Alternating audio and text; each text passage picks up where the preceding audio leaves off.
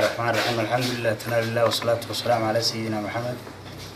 alaabtana wareejinayno raashinkii gargaarka ahaa ee aan ugu talagalay mucaawinooyinka waxaanu ka soo ururnay dhalinyaro iyo haween dad isku jira dadkaas oo dhalinyartii xaafadda iyo haweenkii xaafadda oo u badan waliba eeriyada masaajidka ee markiiska khuruushka labadaba isku jiraan raashinka iyo informationkiisa kale kulay muumin baa bixin doona laakiin aan waxaan cadeynayaa wixii aanu dadka ka soo gurnay inaanu si rasmi ugu wareejinay guddiga abaaraha oo ay nagala joogan saddexda mas'uul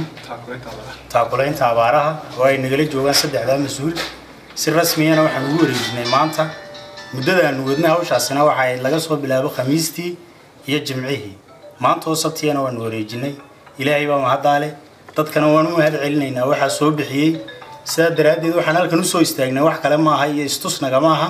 waxay naga tahay inaan tusno dadkii aan waxaan ka soo qaadnay inaan wuxuu waxa ku qaban bismillahir rahmaanir rahiim ilaa marka hore ilaahay ma hadle kulay waxaan ugu wada joognaa waxa weeyaan inaynu istaaquleyno oo waxay nagu waajiba ah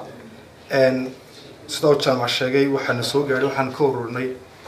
dadka ama dhalinyarta iyo haweenka iyo cidii lacag noo soo dirtay ku bedelnay raashin ku bedelnay isku geen waxa weeyaan 5 kiish oo isku jira bariis baasto iyo sonkor 10 kartoon oo baasta ah 22 kartoon oo timir ah 5 kiish oo isku jirta ay tuma waxa gadan lufad isku jir ah iyo 5 kartoon oo biskuda iyo dhowr 7 kees oo biyo ah intaas ayaanu ku wareejinaa taakuleynta guddida taakuleynta abaaraha ilaahay ha ka abaal mariyo kullay waad ogtihiin abaaraha dhacay iyo dhibaatada dhacday oo maraysa nafbax ama dad badan dhinteen ama qaar ku daba jiraan xoolaheena ay baxeen dhalinyarada isxilqaantay ee xaafadda gashay ee soo ururisay raashinka ay u badan yihiin 5 kiish raashinka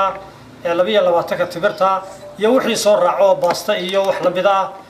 haddaan nahay guddidii taakuleynta abaaraha waanu kala wareegnay waxaan faraynaa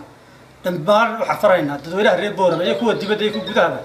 in la soo taakuleeyo dadka wax lala baxo oo dar ilaahay wax loola baxo nin walba wixii hawl la baxo isaga iskale intaas ku taala aakhiro waa dad nafti hayso oo baaba'ay oo abaare ku dhacday oo biyaan haysan oo cunto haysan waxa loo bixinayaa wax jazaak Allah khayr waxa leenahay dhalinyarada Allah barakeeyo Allah idin barakeeyo waad xilqaatay 3 maalmood baad shaqaynayseen Allah idin barakeeyo dadka soo bixiyayna wax khayr qaba ilaahay idin ku bedelaan leenahay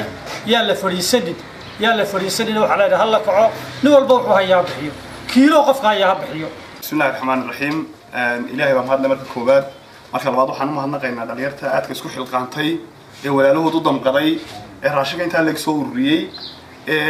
وكذا ضمير كنول ولا التنمية يسلاني مع دقاتين هم تيادون مهنا قينا